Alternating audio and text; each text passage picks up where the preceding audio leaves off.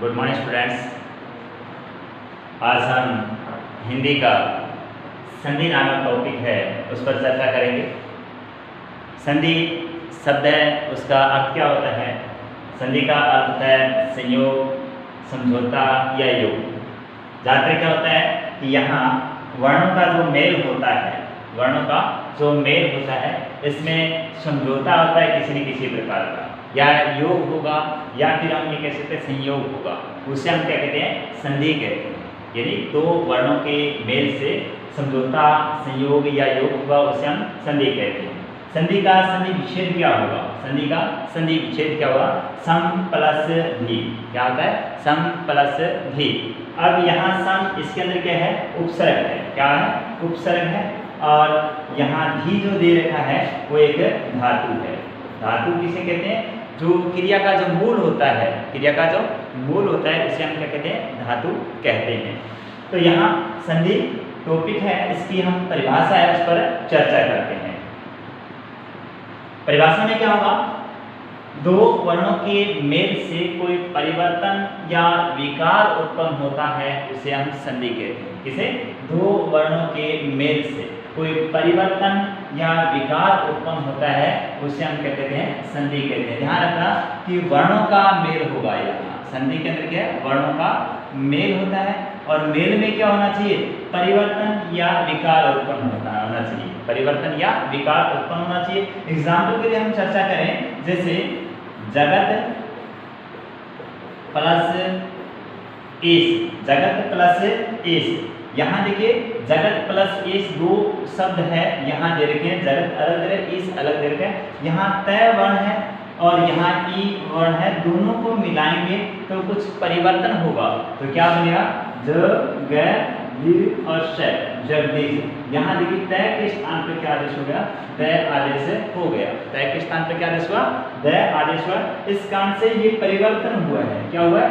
परिवर्तन हुआ है। इसे हम क्या कहते हैं? संधि कहते हैं। इसका मतलब जैसे दूसरा एग्जांपल हम लें तो राम प्लस अवतार, राम प्लस अवतार। यहाँ देखिए राम प्लस अवतार, यहाँ ए दे रखा है और यहाँ भी ए दे रखा है, दोनों को मिलाएंगे रा, मा, र, ता और र, रामावतार। यहाँ देखिए ए प्लस ए मिलकर क्या बन जाता है? आ बन जाता है। ए प्लस ए मिलकर के आ बन जाता है, रामावतार शब्द बन जाता है। इस कारण से यहाँ भी क्या हुआ है? दो वर्णों के मेल से परिवर्तन हुआ है। इस कारण से इसे हम क्या कहते हैं? संधि कहेंगे। अब संधि के जो प्रकार कितने होते हैं? संधि के प्रकार कितने होते हैं? संधि के प्रकार होते हैं, तीन प्रकार होते हैं। देखो, जब भी किसी जो टॉपिक है बिंदु उसका मूल डिवाइडर से विभाजन होता है वो प्रकार में होता है। किसमें होता है? प्रकार में होता है। यहाँ प्रकार कितने होते हैं? तीन प्रकार होते हैं। एक तो स्वर संधि, दूसरा व्यंजन संधि और तीसरा विसर्ग संधि। स्वर संधि, व्यंजन संधि और विसर्ग संधि। ध्यान रखना, स्वर संधि है उसे हम अच संधि भी बोलते हैं। क्या बोलते हैं? अच संधि। अच क्यों बोलते हैं? क्योंकि जितने भी स्वर होते हैं, जितने भी स्वर होते हैं वो सारे के सारे अच के अंतर्गत आते हैं। किसके अंतर्गत आते हैं? अच के अंतर्गत आते हैं। क्योंकि संधि होती है वो संस्कृत शब्दों की होती है और संस्कृत शब्द होते हैं उसमें जो विशेष वर्ण ग्रहण किए जाते हैं, विशेष में मतलब स्वर, वो अच प्रत्याहार के अंतर्गत आते हैं। दूसरा होता है व्यंजन संधि, तो उसे हम हल संधि भी बोलते हैं। हल संधि। हल क्यों बोलते हैं? क्योंकि हल एक प्रत्याहार है। हल क्या है? एक प्रत्याहार है और हल के अंतर्गत जितने भी वर्ण आते हैं वो सारे के सारे व्यंजन होंगे। इस कारण से इसे हम हल संधि भी कह सकते हैं, व्यंजन को हल संधि भी कहते हैं। तीसरा हमारा विसर्ग संधि। विसर्ग क्या होते हैं? इस तरह के दो बिंदु होते हैं। ये क्या करते हैं? किसी जो स्वर विशेष होते हैं और स्वर विशेष उसके अंत में लगाते हैं, यानी शब्द के अंत में या किसी प्रकार से, जैसे हम कहते हैं अतः, आता है, ये लिखते हैं कि ये विसर्ग है। ये क्या कहता है कि पहले वाला वर्ण विशेष है, यानी उस पर क्या करता है? बलाघात करता है। इस कारण से इसे हम विसर्ग विशेष का संकेत देते हैं। अब चलते हैं हमारे पहले संधि है स्वर संधि। स्वर संधि किसे कहते हैं?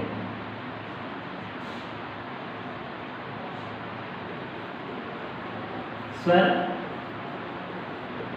संधि या फिर हम कह सकते हैं अच संधि। अब यहाँ जो अच संधि या स्वर संधि नाम ही लिखा है, इससे पता चलता है कि स्वर विशेष है उसका मेल होता है, स्वर विशेष है उनका मेल होता है। कैसे होता है देखिए, परिभाषा, दो स्वरों के मेल से कोई परिवर्तन या विकार उत्पन्न होता है। परिवर्तन या विकार उत्पन्न होता है, उसे स्वर या अच संधि कहते हैं, स्वर या अच संधि कहते हैं।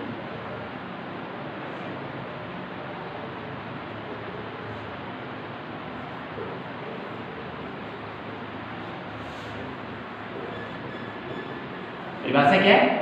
दो स्वरों के मेल से, ध्यान रखना, दो स्वरों के मेल से कोई परिवर्तन या विकार उत्पन्न होता है, कोई परिवर्तन या विकार उत्पन्न होता है, उसे हम अच या स्वर संधि कहते हैं। एग्जाम्पल के लिए देखिए,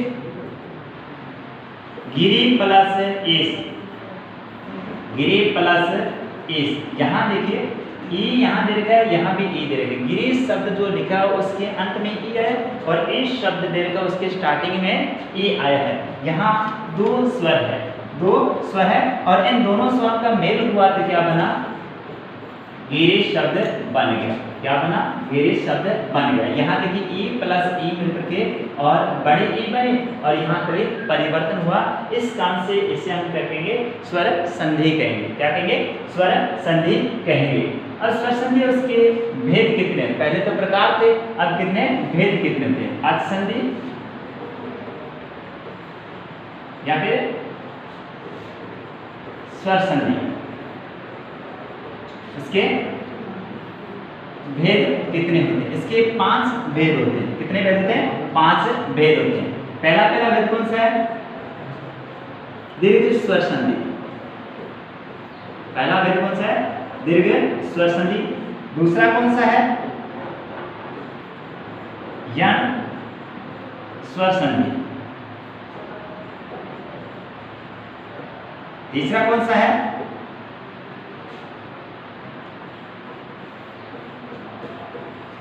गुण स्वर संधि।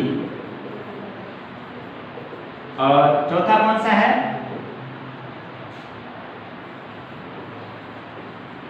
वृद्धि स्वर संधि। और पांचवा है आयादी स्वर संधि। कौन सा है? आयादी स्वर संधि।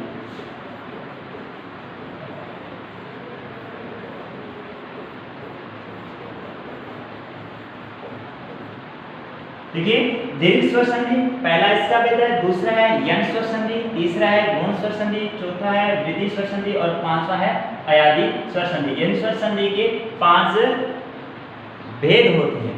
अब स्वर संधि के अलावा जो अपने कई विवादित विषय आते हैं तो वो सारे के सारे इसके संस्कृत के जो विशेष होते हैं, संधि विशेष नियम लागू होते हैं, संस्कृत का विशेष नियम लागू होता है, तो वो अपवादी के अंदर आते हैं। लेकिन हिंदी के अंदर केवल 5 ही स्वर संधि के भेद माने जाते हैं, 5 ही भेद माने जाते हैं। इन 5 भेदों में विशेष एक ध्यान रखना कि जहां भी आपको संधि दे रखी है, नाम दे रखा है, उस नामों से वो गिना जाएगा। यानी दीर्घ दिया है तो यहाँ दीर्घ स्वर का जो हर्ष स्वर 2 मिलकर के या दीर्घ 1 मिलकर के हर्ष स्वर मिलकर के दीर्घ होगा। यण होगा तो कोई व्यंजन विशेष उसके स्थान पर आदेश स्वर। गुण होगा तो एक मात्रा विशेष के रूप में होगा। वृद्धि होगी तो द्विमात्रिक के रूप में। अयादी होगा तो भी अयादी आदेश होंगे। इस काम से ये इसका परिवर्तन होता है। अब सबसे पहले हम चर्चा करते हैं दीर्घ स्वर संधि। दीर्घ स्वर संधि। दीर्घ स्वर संधि की बात करें तो हमेशा क्या है? 2 स्वर होंगे। कौन से स्वर होंगे? हर्ष या दीर्घ, हर्ष या दीर्घ।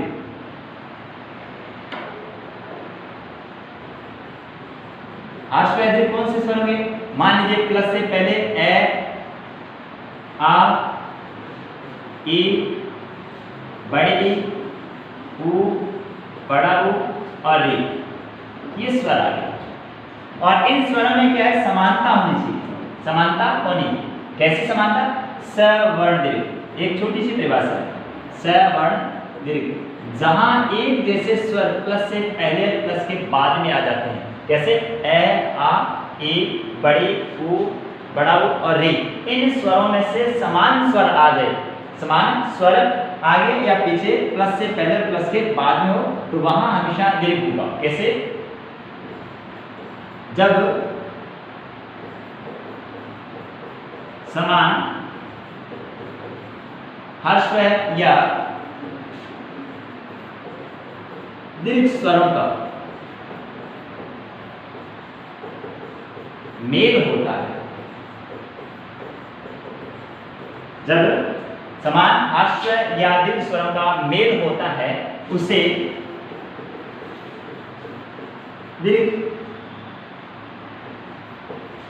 स्वर संधि कहते हैं। उसे कहते हैं दीर्घ स्वर संधि कहते हैं। प्लस से पहले और प्लस के बाद में समान स्वर होने चाहिए, तो वहां हमेशा क्या होगा, दीर्घ स्वर संधि। देखिए एग्जांपल के लिए किस तरह से, मान लेते हैं अपने प्लस से पहले ए या आ गया और प्लस के बाद में भी ए या आ, ये समान स्वर है, ह्रस्व या दीर्घ। आपको बताया या तो ह्रस्व होगा या दीर्घ होगा। प्लस से पहले ए या आ और प्लस के बाद में ए या आ, दोनों में से कोई एक हो, तो मिलाकर के क्या बनेगा, आ ही बनेगा। क्या बनेगा? आ ही बनेगा। एग्जाम्पल हम देखते हैं उदाहरण के लिए, हिम प्लस आले। यहाँ देखिए शब्द, देखिए हिम प्लस आले। यहाँ आपके सामने क्या दिखाई दे रहा है कि प्लस से पहले मैं के अंदर ए दे रखा है। क्या दे रखा है? मैं के अंदर ए और आले के अंदर क्या दे रखा है? आ दे रखा है। अब यहाँ देखिए प्लस का निशान है, आपको बताया था ए प्लस आ, ए प्लस से पहले दे रखा है, प्लस के बाद में आ दे रखा है, दोनों को मिलाया तो क्या बना? आ बनेगा। क्या बने? प्लस से पहले ए, प्लस के बाद में आ दे रखा है। आपको प्लस से पहले और प्लस के बाद में समान स्वरों से ह्रस्व दीर्घ कैसा जो, तो क्या बनेगा? यहाँ आ बन जाएगा। क्या बनेगा? आ बन जाएगा। कैसे बनेगा? देखिए हिम, इसके अंदर से मैंने ए निकाल लिया और आले, इसमें से मैंने आ ले लिया, हिम प्लस आले। अब यहाँ देखिए इन दोनों को मिलाया, क्या बना? आ बन गया। प्लस से पहले प्लस के बाद में दोनों स्वरों का मिलाकर क्या बनाया? आ बना दिया। अब आपस में मिला दीजिए। अब जहां भी आपको व्यंजन आधा दिखाई देता है, तो उसके साथ में स्वर अपने आप ही मिल जाता है, यानी संयोग हो जाता है। वहां क्या होता है? संयोग। तो ही और मैं के अंदर क्या आधा था, इसके अंदर आ मिला दिया और ल और ये बच गया। क्या बन गया? हिमालय शब्द बन जाएगा। क्लियर हुआ इसमें? उसके बाद में दूसरा एग्जाम्पल हम लेते हैं, विकल्प प्लस अंग। विकल्प प्लस अंग, प्लस से पहले देखिए क्या दे रखा है? प्लस से पहले यहाँ ए दे रखा है और यहाँ क्या दे रखा है? ग दे रखा है। दोनों स्वर दे रखे हैं, ह्रस्व या दीर्घ, इन दोनों ह्रस्व दे रखे हैं। दोनों को मिलाकर क्या बनेगा? आ बनेगा। कैसे बनेगा? जैसे वी को ल के अंदर से मैंने क्या निकाल लिया? ए निकाल लिया और अंग में से मिल गया ग निकाल लिया, यानी ए निकाल लिया। इन दोनों को मिलाया क्या बना? आ बनेगा। दोनों को मिलाया क्या बना? आ बन गया। आ बनते क्या है? वी क और ल के अंदर आ मिला दीजिए, ला बन जाएगा और ऊपर अनुस्वार लग जाएगा साथ में और विकलांग शब्द बन जाएगा। क्लियर हुआ? इसका मतलब क्या? प्लस से पहले और प्लस के बाद में जहां समान स्वर कौन कौन से ए या आ, उसके बाद में ए या आ जाए तो वहां आ बनेगा। ये दोनों एग्जाम्पल हमने देख लिया। दूसरा इसका एग्जाम्पल, प्लस से पहले मान लेते हैं छोटी से बड़ी ई आ गई, ह्रस्व या दीर्घ, उसके बाद में भी ह्रस्व या दीर्घ ई आ गई, तो वहां भी हमारे क्या होगा? बड़ी ई यानी दीर्घ ई बनेगी, दीर्घ ई बन जाएगी। कैसे बनेगी? जैसे एग्जाम्पल के लिए हम लिखते हैं कपि प्लस ईस। कपि प्लस ईस, प्लस से पहले क्या दे रखा है? ई दे रखा है और प्लस के बाद में क्या दे रखा है? ई, यानी छोटी ई के बाद में बड़ी ई दे रखी है। इन दोनों को मिलाओगे तो क्या बनेगी? बड़ी ई बन जाएगी। प्लस से पहले छोटी, उसके बाद में बड़ी ई, दोनों को मिलाओ तो क्या बनेगी? बड़ी। कैसे बनेगी? देखिए एग्जाम्पल में, क प ए के अंदर से मैंने क्या निकाली? ई निकाली। उसके बाद में इसमें से मैंने क्या निकाल लिया? ए निकाली। श यहाँ छोड़ दिया, इन दोनों को आपस में मिला दिया। इन दोनों को मिलाएंगे तो क्या बनेगी? बड़ी, यानी ई और बड़ी को मिलाकर क्या बनेगी? बड़ी ई बन गई। अब आपस में मिला दीजिए तो क्या बनेगा? क और पै, पै के अंदर क्या मिल जाएगा? बड़ी ई मिल जाएगी और श, तो क्या बनेगा? कवि शब्द बन जाएगा। दूसरा एग्जाम्पल हम देखते हैं, रवि प्लस इंद्र। क्या दे रखा है? रवि प्लस इंद्र। प्लस से पहले और प्लस के बाद में देखिए समान स्वर दे रखे। प्लस से पहले और प्लस के बाद में समान स्वर कैसे? छोटी ई दे रखी, यहाँ भी छोटी है और यहाँ भी छोटी है, दोनों ई को मिलाया तो क्या बनेगी? बड़ी ई बन जाएगी। कैसे बनेगी? र व के अंदर से मैंने क्या निकाल लिया? छोटी ई निकाल ली। उसके बाद में इंद्र शब्द दे रखा है, उसमें से मैंने क्या निकाली? ई निकाल लिया। इन दोनों को मिलाया, छोटी और छोटी, दोनों छोटी हर्ष ई को मिला तो क्या बना? बड़ी ई बन गई। अब आपस में मिला दीजिए तो र व के अंदर बड़ी की मात्रा आधा न द रविंद्र शब्द बन जाएगा। समझ में आ गया कि ई के बाद में ई हर्ष दीर्घ हो जाए तो वहां हमेशा क्या हुआ? दीर्घ आदेश होगा। नेक्स्ट हमारा इसी के अंदर प्लस से पहले छोटा ऊ से बड़ा ऊ आ गया और उसके बाद में छोटा से बड़ा ऊ आ गया, दोनों को मिलाओगे तो क्या बनेगा? बड़ा ऊ बन जाएगा। क्या बनेगा? बड़ा ऊ बन जाएगा। कैसे बने? दीर्घ ई, जिसको ऊ कहते हैं, जिसको कहते हैं दीर्घ ऊ। प्लस से पहले छोटा से बड़ा हो, उसके बाद में छोटा या से बड़ा ऊ हो, यानी हर्ष दीर्घ कोई भी हो तो हमेशा क्या बनेगा? दीर्घ बन जाएगा। एग्जाम्पल के लिए हम देखते हैं, लघु प्लस उर्मी। लघु प्लस उर्मी, आपको बताया प्लस से पहले क्या दे रखा है? ऊ दे रखा है। कौन सा? हर्ष। प्लस के बाद में क्या दे रखा है? बड़ा ऊ, यानी दीर्घ ऊ दे रखा है। दोनों को मिलाओ तो क्या बनेगा? देखिए छोटा ऊ यानी हर्ष और दीर्घ ऊ, दोनों को मिलाओ तो क्या बनेगा? दीर्घ ऊ बन जाएगा। कैसे बना? ल और घ के अंदर से मैंने क्या निकाल लिया? ऊ निकाल लिया और उर्मी शब्द का मैंने क्या लिया? ऊ उधार ले लिया, यानी उधर से कैच कर लिया। दोनों को मिलाया तो क्या बन जाएगा? यहाँ दोनों को मिलाते क्या? बड़ा ऊ बन जाएगा। अब शब्द को मिला दीजिए, जोड़ दीजिए, जोड़ते क्या? ल और घ के अंदर क्या? बड़ा ऊ, यानी दीर्घ ऊ की मात्रा लगेगी और मी, लघु उर्मी शब्द बन जाएगा। आगे समझे? उसी प्रकार दूसरा बनाया लघु प्लस उत्तम। लघु प्लस उत्सव शब्द ले लेते हैं, दोनों आश्रय का बना। लघु प्लस उत्सव, प्लस से पहले क्या दे रखा है?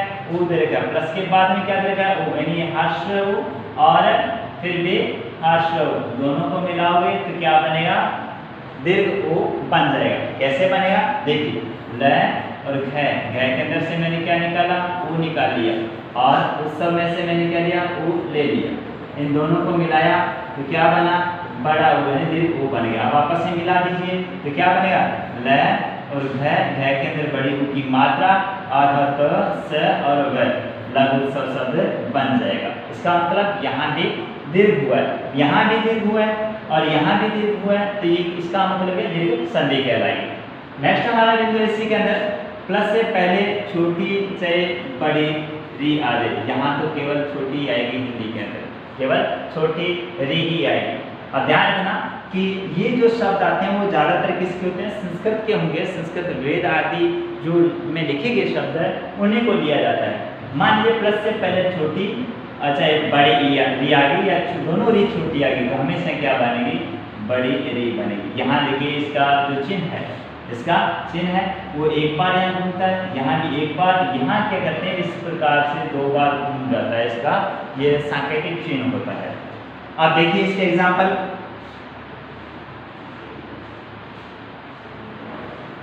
होत्री प्लस रेकार। होत्री प्लस रेकार, प्लस से पहले क्या देंगे? रे दे देंगे और प्लस के बाद में क्या देंगे? रे दे देंगे। आपको बताया प्लस से पहले और प्लस के बाद में जहां समान स्वर होते हैं वहां दीर्घ होता है, तो क्या बनेगा? हो और तय। तय के अंदर से मैंने क्या निकाल लिया? री निकाल ली और यहाँ री रिकार है उसमें से भी री ले लिया। ठीक है, और क और रे रिका, इन दोनों को मिला दिया, मिला के क्या बनेगी, बड़ी री बन जाएगी। क्या बन जाएगी, बड़ी री। अब आपस में मिला दीजिए इनको, तो क्या बनेगा शब्द, कुछ नया शब्द बन जाएगा। कैसे बनेगा, हो और त, इसके अंदर क्या बनेगी, बड़ी री की मात्रा और का और रे और रिका शब्द बन जाएगा। तो प्रिय विद्यार्थियों, ये दीर्घ संधि अच्छी तरह समझो आगे होगी। देखिए दीर्घ संधि में आपको पहले बताया था, दोबारा रिपीट करो, प्लस से पहले प्लस के बाद में जहां समान स्वर आते हैं वहां दीर्घ होता है। तो यहाँ देखिए प्लस से पहले ए और उसके बाद में ए या आ, ए या आ के बाद में ए या आ है तो हमेशा दीर्घ होगा। यहाँ दीर्घ क्या बना, देखिए हिम प्लस आले, ए प्लस आ मिलकर क्या बना, आ बना, हिमालय बना। यहाँ देखिए आ दीर्घ हुआ है। उसी प्रकार विकल्प प्लस अन, तो यहाँ देखिए ए प्लस ए मिलकर के आ बना, विकलांग, यहाँ आ बना, यहाँ भी दीर्घ हुआ है। उसके बाद में दूसरा एग्जाम्पल आपको बताया था, ए का एग्जाम्पल, प्लस से पहले छोटी चाहे बड़ी की हो, छोटी चाहे बड़ी हो, तो यहाँ देखिए ई, यहाँ दीर्घ, यहाँ ई दीर्घ, दोनों को मिलाया समान को, तो दोनों मिलकर बड़ी बने, तो यहाँ भी दीर्घ हुआ है। और रवि प्लस इंद्र, यहाँ ई प्लस ई मिलकर क्या बने, बड़ी ई, यहाँ भी बड़ी ई बनी है, इसका मतलब यहाँ भी दीर्घ हुआ है। उसके बाद में ऊ की बात करते हैं, तो प्लस से पहले प्लस के बाद में हर्ष दीर्घ ऊ आ जाए, तो वहाँ हमेशा क्या हुआ, दीर्घ ही आदेश हुआ। कैसे हुआ, देखिए ऊ और उसके बाद में ऊ, दोनों ऊ के अंदर क्या बड़ा ऊ बना, तो किस तरह से लघुर्मी शब्द बना, यहाँ ऊ बना है, लघु कला उत्सव बना है, यहाँ भी हुआ है, यहाँ भी हुआ है, हर्ष दीर्घ दोनों, तो दोनों मिलकर क्या बनेगा, बड़ा ऊ बन जाएगा। इस प्रकार से ये हमारे दीर्घ संधि है वो कंप्लीट हो गई। धन्यवाद आज के लिए वीडियो के लिए। आज हमने दीर्घ संधि है उस पर चर्चा की थी। कल हम दोबारा फिर इसी यंग संधि है उस पर चर्चा करेंगे। यंग स्वर संधि का पार्ट कौन सा है, यंग संधि है उस पर चर्चा करेंगे। तब तक के लिए धन्यवाद।